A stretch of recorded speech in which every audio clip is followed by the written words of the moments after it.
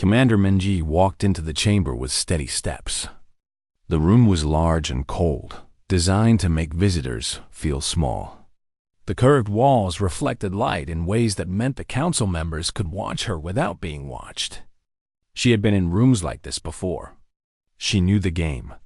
The chamber doors closed behind her with a sound like a seal. Minji took her seat at the negotiation table. Across from her sat 3 ambassadors, each one from a different alien species. They did not stand to greet her. They did not offer the basic courtesy of a verbal welcome. This was intention, not accident. Minji knew this too. The Velthari ambassador spoke first.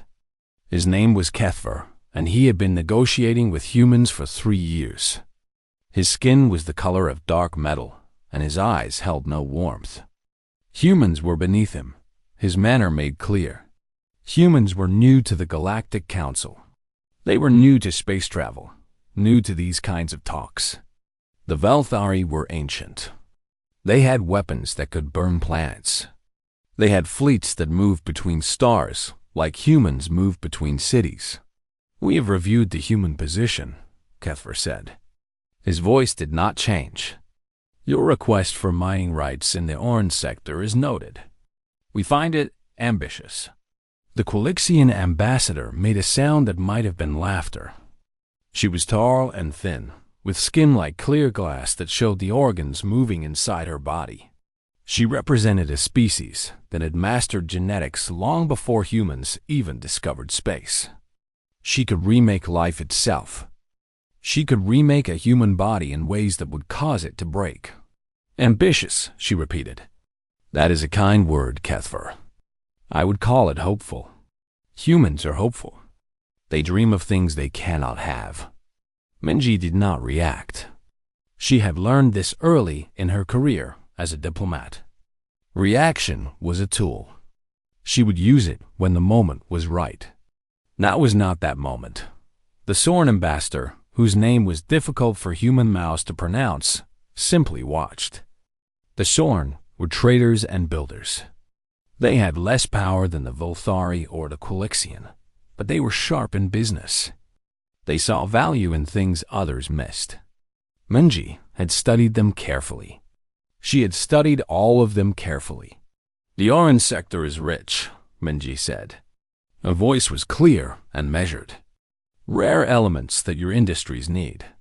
The human colony can extract them more cheaply than your automated systems. This benefits both our peoples." "Your colony," Kethver said. "You mean the settlement of fewer than 10,000 humans in the edge zones? On a planet that is barely mapped?" "Yes," Minji said. "Humans are fragile," the Quilixian ambassador said. She leaned forward slightly. "Your ships are slow. Your weapons are weak. Your bodies are soft and easily damaged. We have studied your species for the time you have been in our region. You are not ready for this sector. The dangers are too great. The Arm region has solar storms that would destroy your equipment. The local fauna, what little exists there, would eat your people. You would lose your colony within 1 cycle." Minji listened. She had heard these words before, or words like them. This was how the council treated new species. They used fear as a weapon. They used the facts of physics and biology to crush ambition. They told young species that they were not ready. They told them to be patient. They told them to wait. Meanwhile, the established powers took the best resources. They made the strongest alliances. They built the richest trade networks. By the time a young species was finally ready, all the good opportunities were gone. Minji had been thinking about this problem since the day she was assigned to the council. She had been thinking about what the council truly respected. It was not words. It was not argument. It was not even logic. The council respected only one thing: capability. The ability to survive. The ability to win. The ability to hurt them if they chose to hurt you. Humans have been in space for only 40 years. But humans came from Earth. Earth was a planet that tried to kill its inhabitants every day. Earth had storms that killed. Earth had diseases that killed. Earth had predators with teeth and claws. Earth had ice that froze and deserts that burned. Humans had evolved under constant pressure. Humanity was not soft. Humanity was hard in ways that aliens could not measure, because they had never had to survive like humans did. But Minji could not tell them this yet. First, she had to let them make their mistake. "I understand your concerns," Minji said. "The orange sector is difficult, but humans have adapted to hostile environments before. We have colonies on worlds that would kill most species. We have engineered solutions that others said were impossible. You have survived in small, controlled environments," the Quilixian said. "This is not the same as succeeding in the true galactic sphere." "Perhaps we should deny the request," Cathver said. "The human colony in question is not critical to our economy. If they fail, they fail. It is not our concern." This was the moment. Minji felt it coming like the change in air pressure before a storm. This was where they would make their choice. However, the Soren ambassador said, if humans do succeed in the orange sector, they would owe a debt to the council. They would remember who gave them their chance. Cathver turned his metal face toward the Soren. "You suggest we approve this madness out of hope for future gratitude." "I suggest," the Soren said carefully, "that we might use this moment to determine what humans truly are. Are they another soft species to be managed? Or are they something more? We will know soon enough. Either their colony succeeds, and we have made a valuable ally, or they fail, and we lose nothing." "Very well," the Quilixian said. She seemed amused by this. "Let them try. Let us see if humans can do anything besides dream." The vote was called. The council voted to deny mining rights to the human colony. Minji sat very still. She had expected this, but as she sat there, perfectly calm on the surface, something moved inside her. Something that came from deep in her animal brain. Something that came from the thousands of years humans had spent hunting to survive on Earth. Something that remembered what it meant to be denied food, denied shelter, denied the resources needed to live. She breathed in slowly. She breathed out slowly. She kept her voice level. "I would like to propose a different arrangement," she said. The ambassadors looked at her with something close to pity. Minji's proposal was simple. She would accept the council's decision to deny mining rights. Instead, she asked for a small trade station in the orange sector.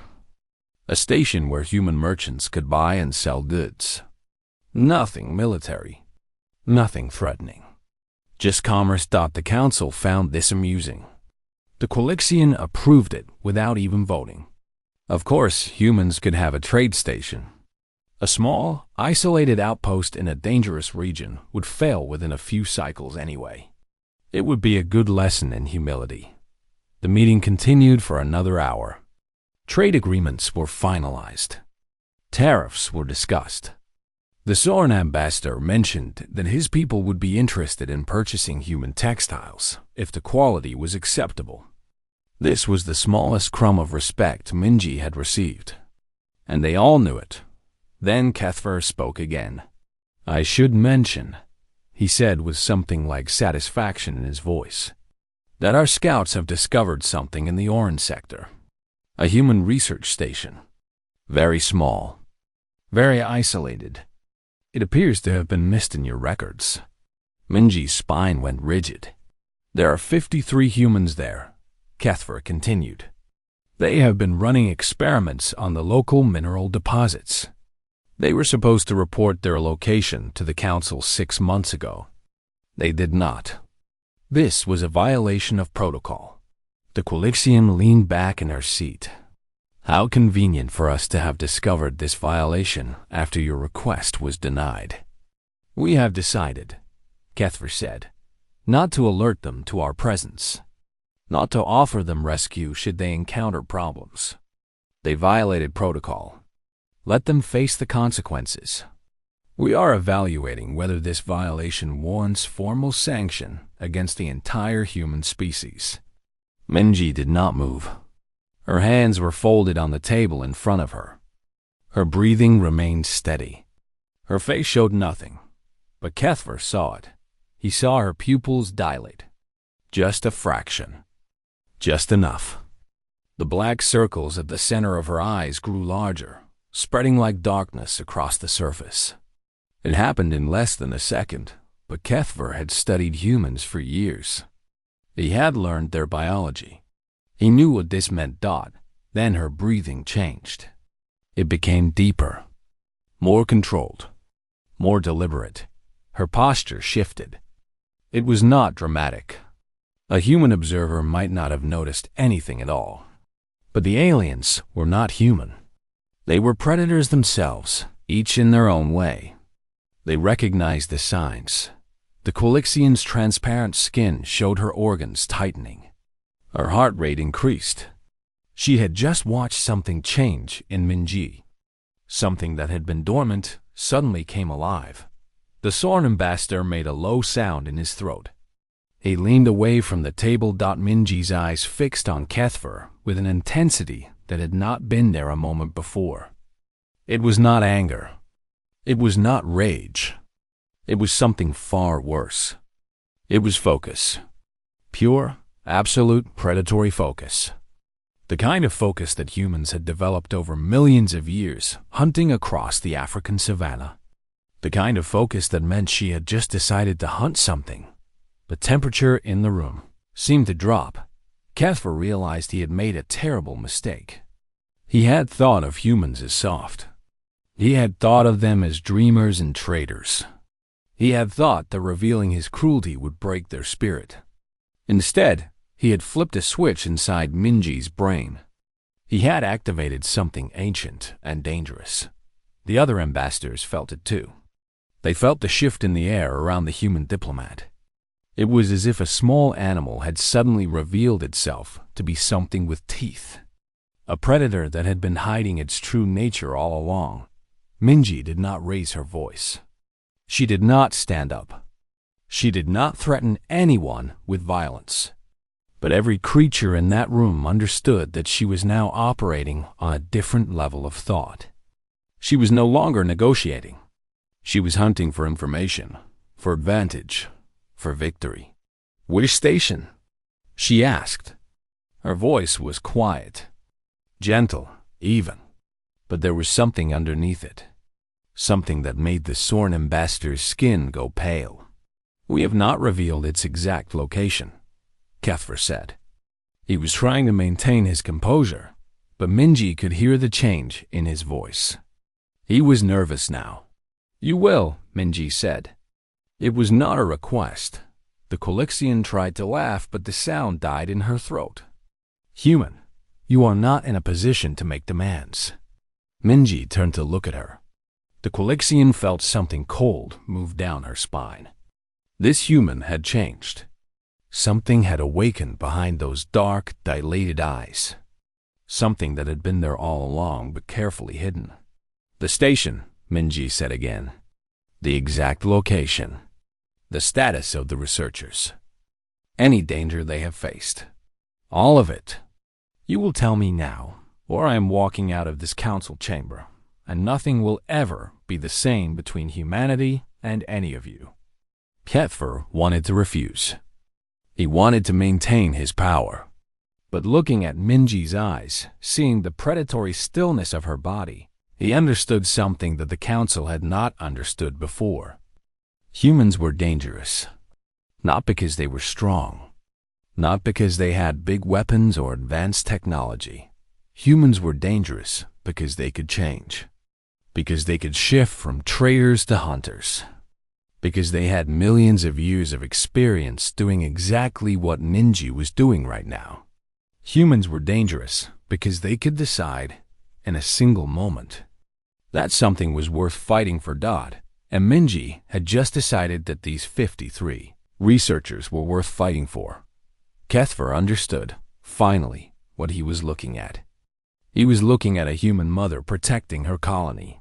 He was looking at a human warrior who had suddenly realized there was prey to protect. He gave her the coordinates. Minji wrote down the coordinates with a steady hand. The ambassadors watched her work. They were trying to predict what she would do next. This was difficult because she had stopped acting like a diplomat. She'd started acting like something else. When she finished writing, she placed her pen on the table. She folded her hands again. She was calm now, but it was a different kind of calm. It was the calm of a hunter who had found its prey. The Volthari attacked a human colony 312 cycles ago, Minji said. In the Kareth system. You claimed it was a misunderstanding. A navigation error. You paid a settlement, and we accepted it. Kethver said nothing. It was not a misunderstanding, Minji continued.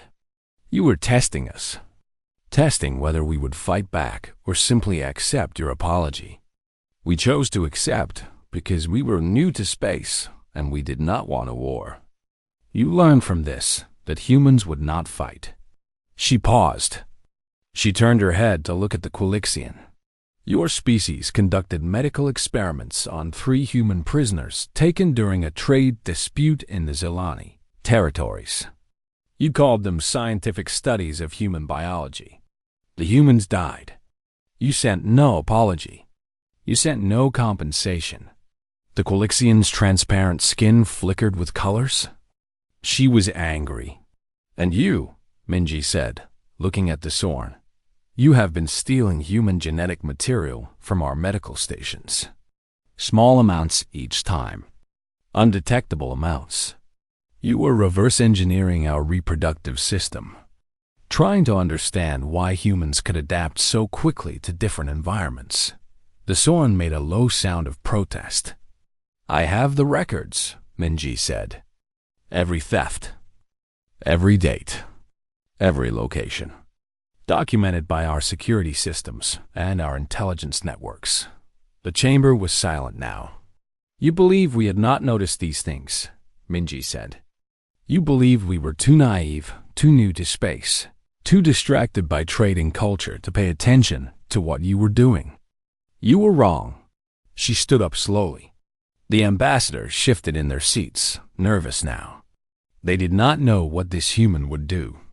3 months ago, my government made a decision, Minji said. We could not afford a war with the Council. We did not have the weapons. We did not have the ships. So we decided to prepare for something else. We decided to prepare for this moment. For the moment when one of you would become too greedy. When one of you would make a mistake. When one of you would show us that peaceful cooperation was not possible. She pulled a small device from her pocket.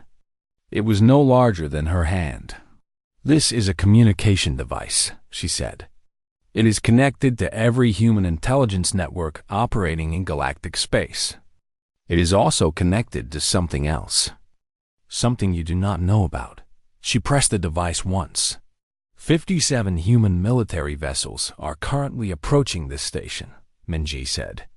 Her voice was quiet and absolute. They are arriving in approximately 40 cycles. They are equipped with weapons that we have been developing in secret for the last decade. They are fast. They are aggressive. They are crewed by humans trained in military tactics that you have never encountered before. The Volthari stood up. You threaten the Council? No, Minji said. I do not threaten. I inform. These ships are not coming to attack you. They are coming because I told them that the Council was attempting to cause the death of 53 humans.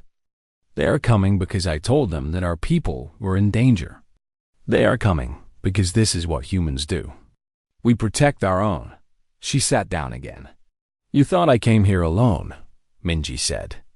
You thought I was an isolated human trying to negotiate in a room full of predators more dangerous than me. You were right about that. I am alone. I cannot fight you. But I do not need to fight you. I just needed to make sure you understood what would happen if you continued to ignore us. The Quilixian was making noises in her throat. The sounds of a predator that suddenly realized it had walked into a trap. The research station, Minji said. You will send your fastest rescue shuttle to that location immediately. You will arrive in no more than 10 cycles. You will bring those 53 humans to safety. You will do this now. And if we do not, Cuthbert said, then the first human ship will arrive in 40 cycles, and every council installation in this region will be destroyed, Minji said. Not by large weapons, by small, precise strikes. You do not have the ability to stop all of them. Some will get through. Some will hurt you. And we will keep coming. We will not stop until your people remember that humans can bite back. She leaned forward. But you do not want that, Minji said. Because now you understand what you did wrong. You tested a species that remembers how to hunt. You threatened our people. You thought we would break. Instead, we prepared for war while offering peace. We have been watching you. We have been learning you. We have built weapons while you ignored us because we were soft and new and unthreatening. The Soren ambassador spoke very carefully. If we rescue the researchers, what do you want from the council? Minji smiled. It was not a warm smile. Everything, she said. New trade agreements in the Aran sector. Full rights to mine there. Military presence in the region.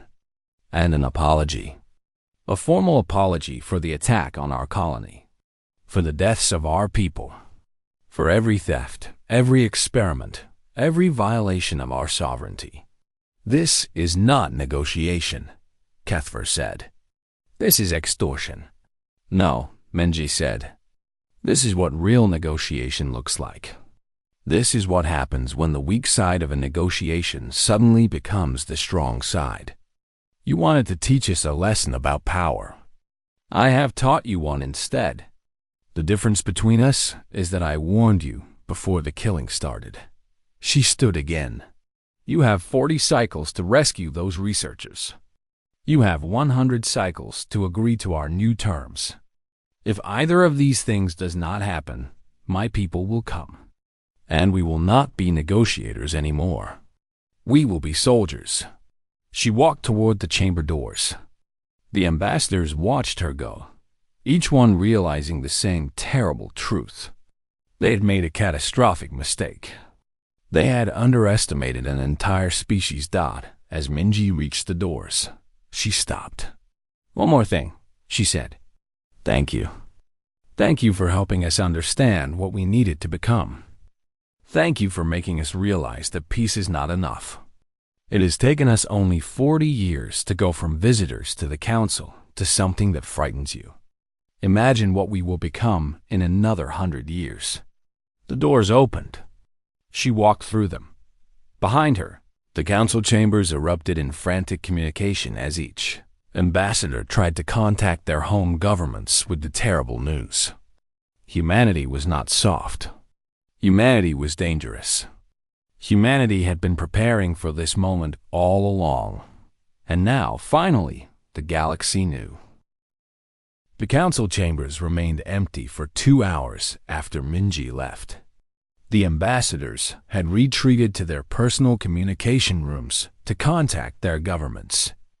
Each one was trying to determine what to do with a species that has suddenly revealed itself to be a credible military threat. The Soren ambassador was the first to return to the chambers. His name was Threxall, and he had seen many conflicts between powerful species in his long life. He had seen empires rise and fall.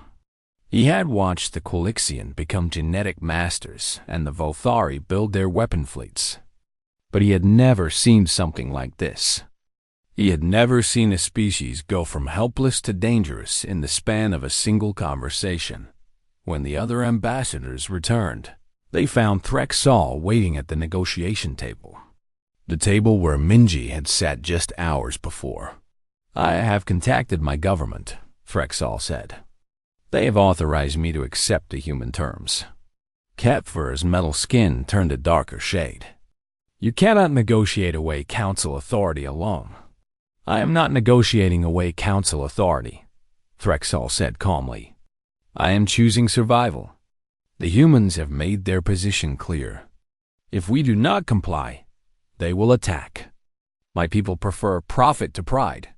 We will accept the human terms. This is surrender, the Colixian said. This is allowing humans to dictate to the council. Yes, Threxall said. That is exactly what this is. And I suggest you both do the same. Because unlike you, I have studied human behavior. I have observed their patterns. They said they would wait 40 cycles for their ships to arrive. But they did not say those ships would only attack if we refuse. They said those ships are already coming, which means the human government has already decided to attack if we refuse. The humans have given us a gift. They have given us a way to avoid the war they have already started. Cathfer realized that Threxall was right. The Velthari ambassador wanted to deny the human terms. He wanted to refuse them. But he understood military strategy, and he understood that refusing would result in his people's death. A war with humans in his territory would be catastrophic. Small, fast human ships that could strike at will. His defense systems would never stop them all. I will accept, Cathfer said finally. The words tasted bitter. The Colixian refused at first. She contacted her government and argued that they should fight. But within an hour, her government contacted her back with new instructions.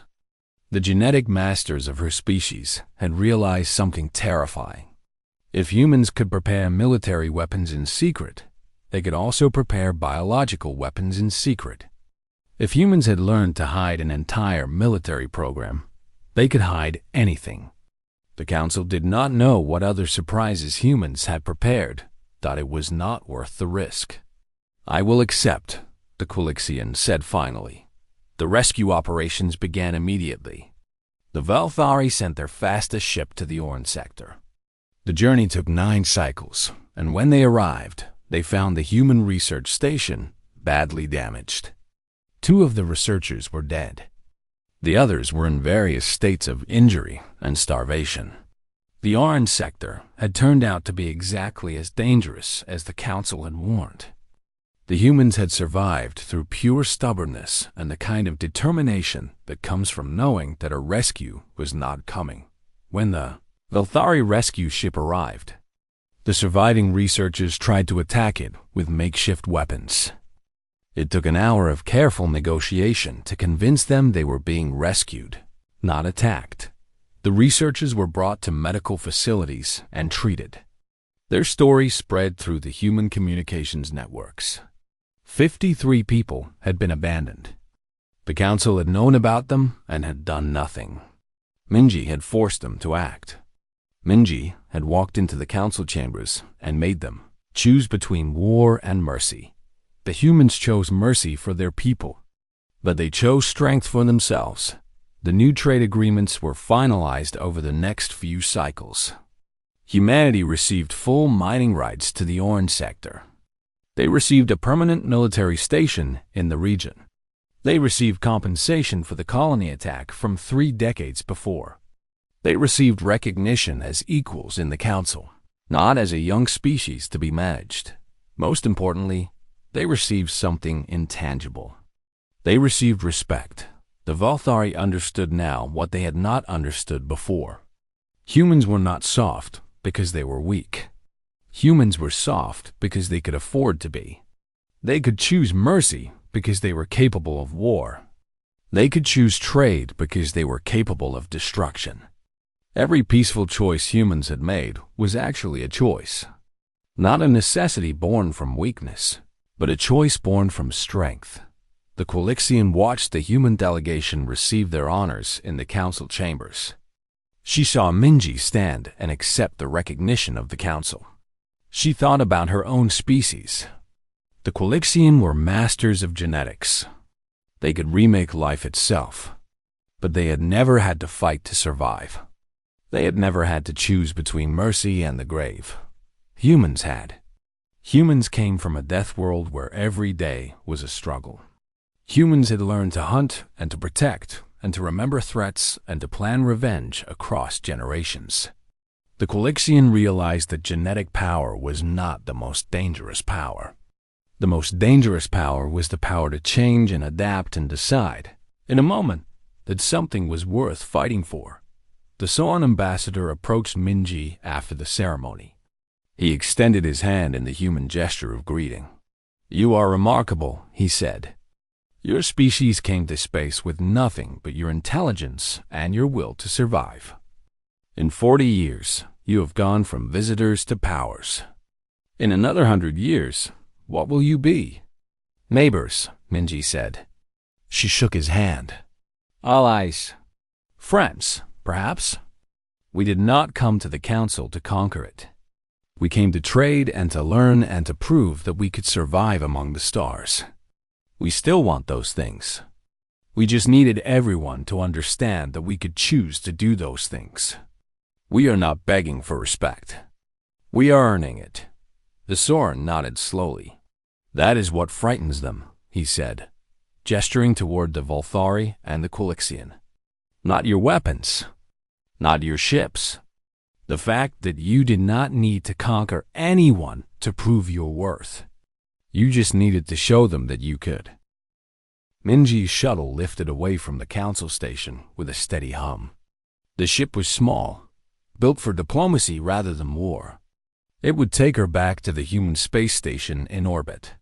From there, she would travel home to Earth to report to her government in the council chambers.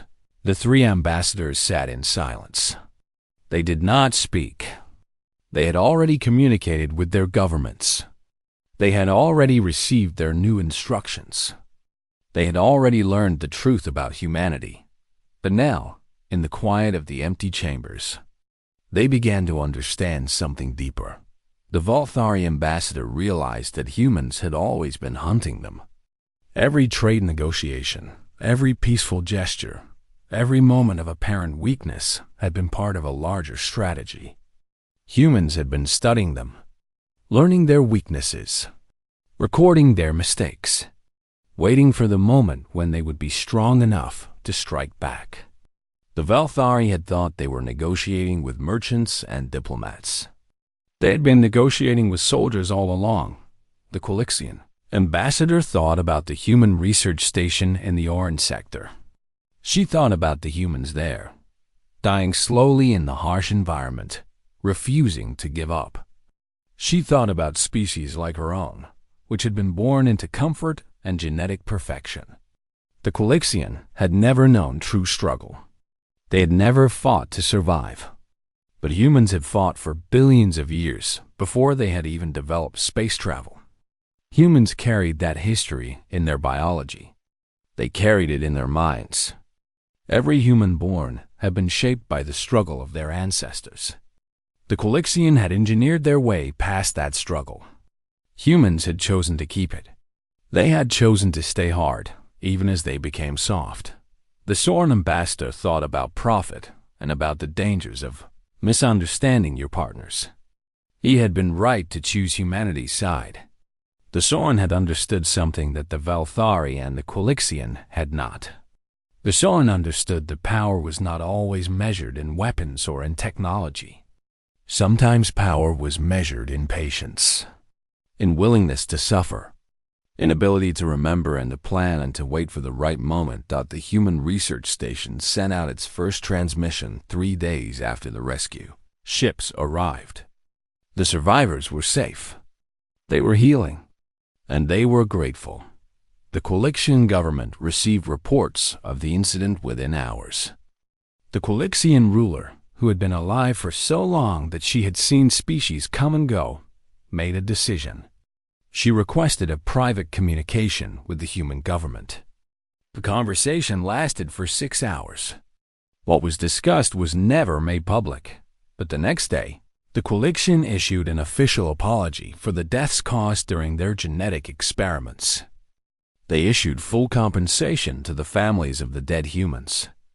They issued new laws protecting human genetic material from unauthorized use. And they sent a message to humanity that said, in simple terms, "We understand our mistake. We will not repeat it." The Volthari government responded differently. They did not apologize. They did not feel regret. But they did respect power, and humanity had shown them power. The Velthari simply acknowledged the human sovereignty in the Orange sector and withdrew their presence from the region. They did not contest the new mining rights. They did not challenge the military station. They simply accepted, in the way that predators accept when they encounter a larger predator. The Sorm began trading more intensely with humans. They sent ships full of goods that humans needed. They learned human customs and human preferences. And they began to tell other species about what had happened at the council. The story spread through galactic space like a wave. A young species had come to the council table weak and desperate. But that young species had been willing to prepare for war rather than accept defeat. That young species had weapons the council did not know about. That young species had intelligence networks that reached across the galaxy. That young species had chosen peace, but had done so as equals, not as inferiors. Humanity became famous overnight, not as the soft, emotional species that humans had been portrayed as being, not as dreamers or merchants or people interested only in trade. Humanity became famous as something far more dangerous, a species that had learned to live with mercy as a choice rather than as a necessity. Other young species took notice. Species that had been ground under by the council began to ask humans for advice. How had they done it? How had they hidden their military programs? How had they learned to be patient? How had they forced the council to respect them? The human government released carefully edited statements. They said that the crisis had been resolved peacefully. They praised the council for its wisdom. They thanked the Sorm for their help. And quietly, they began accepting visits from other young species who wanted to know the secret of strength. Minji arrived on Earth after 3 weeks of travel. She did not go to the government compound immediately. Instead, she went to her home in Seoul. She sat in her family's kitchen and ate rice and soup with her mother. She did not speak about the council. She did not speak about her threats or her ultimatums or the military vessels that had been sent on her orders. Her mother knew anyway. You saved them, her mother said. It was not a question. Yes, Minji said. I saw the transmission. The research station. The humans they rescued. They would have died. Yes, Minji said again. Then you did what was necessary, her mother said. She poured more soup into Minji's bowl. Later, in the government compound, in a room with no windows and no communication devices, Minji met with the director of intelligence. The director was an old man named Park Seung-ho. He had been building humanity's military program in secret for 15 years. They believed us, Seung-ho said. He looked satisfied. They believed their own fear, Minji said. We gave them a reason to be afraid. They did the rest themselves. The council will be more respectful now, Seung-ho said. For a time, Minji said. Humans are good at finding new reasons to disrespect us. But we have shown them that we can bite back. That is what matters. We have shown them that humans are not soft. We have shown them that humans remember our promises and our threats, and that we follow through on both. Seung-ho nodded. He poured tea for both of them. What now? He asked. Minji looked out the small window of the compound. Through it, she could see the Seoul skyline. Humans building, working, creating, solving problems. Humans doing all the things that the galaxy had thought they could do. Now, Minji said, we become what we were always capable of being. We grow stronger. We build more. We prepare for the next moment when someone decides to test us. And we show the galaxy that humans are not a young species that should be managed by the council. We are a young species that is managing itself. She sipped her tea. But we do this quietly, Minji said. We do not brag. We do not threaten. We just build and prepare and wait. Because the galaxy is full of species that think they are strong. The strongest species is the one that does not need to prove it to anyone. The strongest species is the one that knows what it can do and does not need to advertise it. Sunho smiled. You are not a diplomat anymore, Minji. No, Minji said. I am something else now. I am the person who showed the galaxy that humans have teeth. Now I need to show them that humans have wisdom enough to know when to use them. In the council chambers, far above the earth, the Velthari ambassador sat alone. He thought about Minji's eyes when her pupils had dilated. He thought about the way her body had changed when she realized that humans were in danger. He had understood something then that he had been trying to deny ever since. Humans were predators. Not in the way the Velthari were predators. Humans were not predators that hunted for food or for territory or for resources. Humans were predators that hunted for purpose. Humans hunted to protect. Humans hunted to survive. Humans hunted because they had been shaped by a world that demanded they hunt or die. And now that humans had space, weapons and spaceships and space networks, humanity had become something the Council had not expected. Humanity had become a threat that wore a human face. A threat that could smile and trade and discuss policy while preparing for war. A threat that could choose mercy because it was strong enough to afford it. The Velthari ambassador sent a message to his government recommending that they maintain peaceful relations with humanity, that they establish trade, that they build alliances. He recommended this not because he thought humanity was weak. He recommended this because he had finally understood that humans were the most dangerous predators in the galaxy, that not because of their weapons, but because of their will to survive and their refusal to forget.